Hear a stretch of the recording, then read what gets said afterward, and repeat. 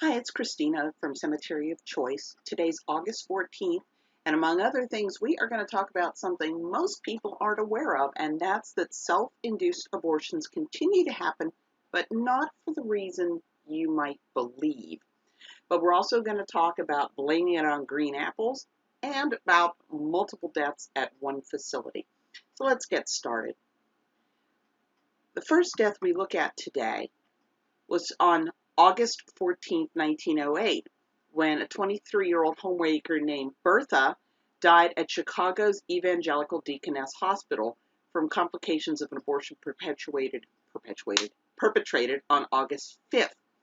Now, a woman named Margaret Weidman or Weidman, I'm not sure, we'll call it Weidman, age 39, was held by the coroner. Now, Weidman insisted that she'd been summoned to Bertha's home on June 13th and asked to do an abortion, but that she had refused. And she said that Bertha's death was caused by eating green apples.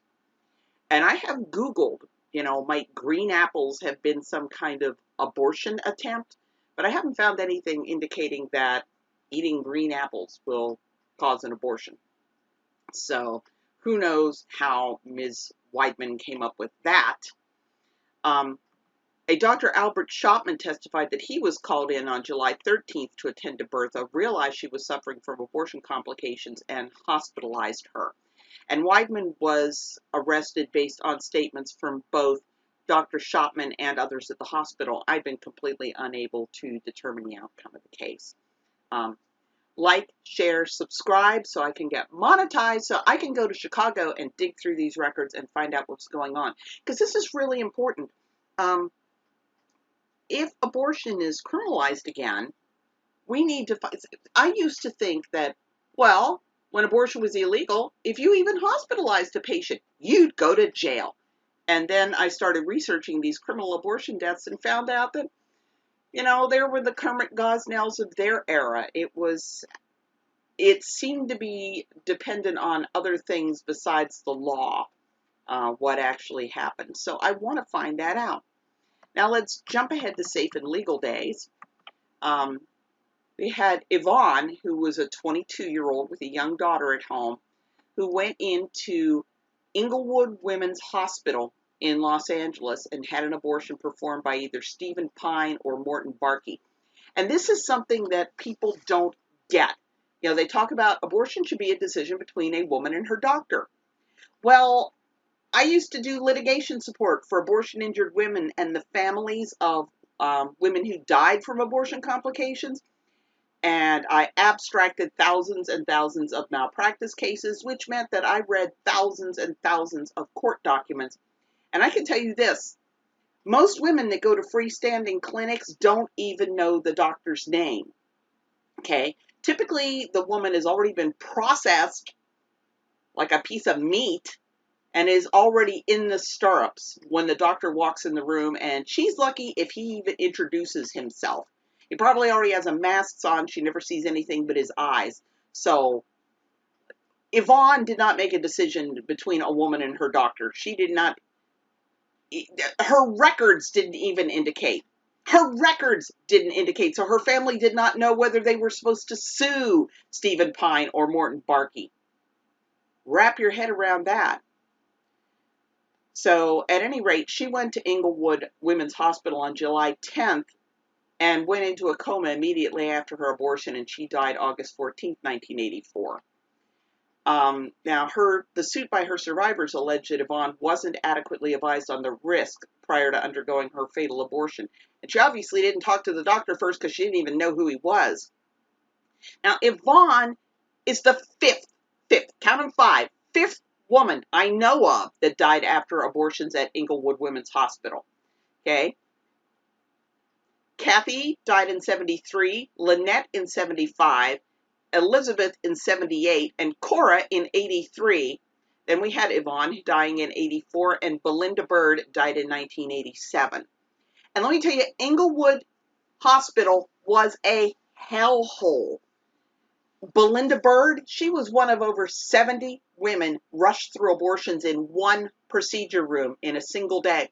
And when inspectors were at Inglewood, they were in the recovery room observing, And the doctor would come into the recovery room, and somebody would come up to him with a stack of charts to do the discharge summary. And they'd hand him a chart and point to which patient it was, and he'd nod and sign it. That was his idea of a discharge exam, to make sure it was safe for that woman to go home. After all the the proverbial doo-doo hit the fan after Belinda's death, because Belinda Bird's mother really, really went to town on how lax the state was being. So Inglewood Women's Hospital, which had been an inpatient facility, probably because originally when abortion was legalized in California, it had to be performed in hospitals. They just set up hospitals instead of clinics. So they shut down Inglewood Women's Hospital and reopened it as Inglewood Women's Clinic. And I don't know if it's that no more women died after abortions there, or whether it's just that they got really good at hiding them. Like, share, and subscribe. I want to go to Los Angeles and look. So now we're going to jump ahead to the self-induced abortion that led to a young woman's death. And like I said, it's not for the reasons that you're going to be expecting. Chris placed a very high value on self-determination and on doing things naturally. And she was very suspicious of doctors because her brother had died because of an allergic reaction to a medication. So she had gone to Planned Parenthood with a previous pregnancy for an abortion, and she felt like they were trying to shame her. You gotta kind of be hypersensitive to think Planned Parenthood is trying to shame you for going in for an abortion. But who knows? Maybe they were different in the early 1990s. But she did not like how they treated her. So after a positive pregnancy test in 1994, she did not take the Student Health Center up on their offer for a referral to Planned Parenthood. Instead, she talked to a friend who reported twice being successful with a natural home abortion brew using pennyroyal and black cohosh root. Now, this is not, let me show you, and I'm not going to give you links to these. First of all, I do not want to encourage or abet abortion in any way, shape, or form, but also I do not want people getting the stupid idea to do what Chris did. But look at this. This is a website that tells you all about how to use pennyroyal to do a home abortion. And here is a natural herbal abortion website that has all different ways to, they tell you, abort your child. They are honest about what you're doing here. That it's aborting a child and not merely terminating a pregnancy, even though the headline says termination of pregnancy. This is something pro-lifers kind of stress to people. We do not oppose terminating pregnancies. Pregnancy is not a permanent state. It tends to terminate all on its own at around 9 months. I had a friend who had to have 3 pregnancies terminated because of maternal health problems. Those were emergency C-sections. They're terminating the pregnancy is not the thing we have a problem with. It's killing the baby. So that's something that I don't know why so many pro-choicers can't wrap their heads around, the fact that it's not terminating the pregnancy we oppose, it's terminating the baby. But let's get back to Chris's story. So Chris got her recipe from a friend, and on August 5th, she started using the tea. And she and her friends thought that it was having the desired effect because she was having some vaginal bleeding.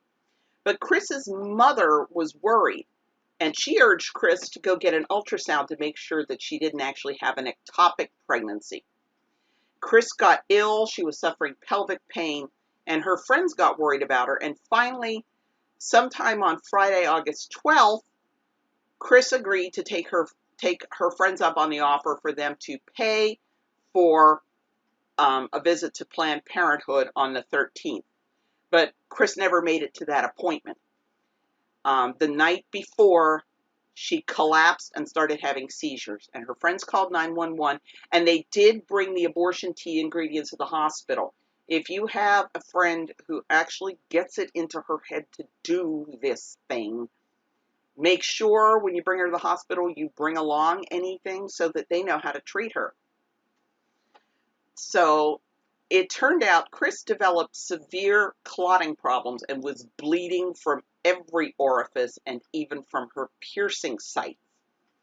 So doctors did exploratory surgery and discovered that Chris had indeed had an ectopic pregnancy, just like her mother thought.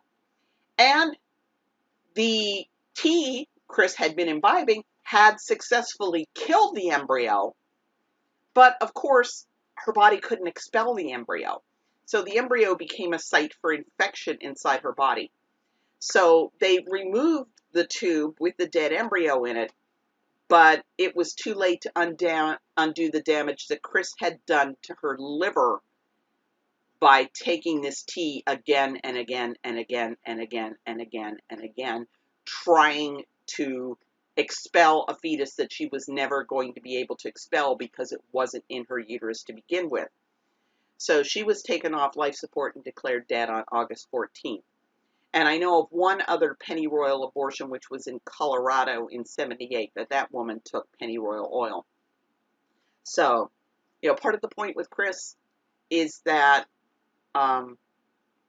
women have self-induced abortions for what the CDC called idiosyncratic reasons. Some of it is just cultural.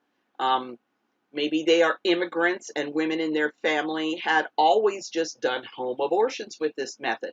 Or in Chris's case, her friends were kind of the hippy-dippy granola munchers who loved to do things naturally, so they did home abortions all the time. And Chris wound up being the one that died.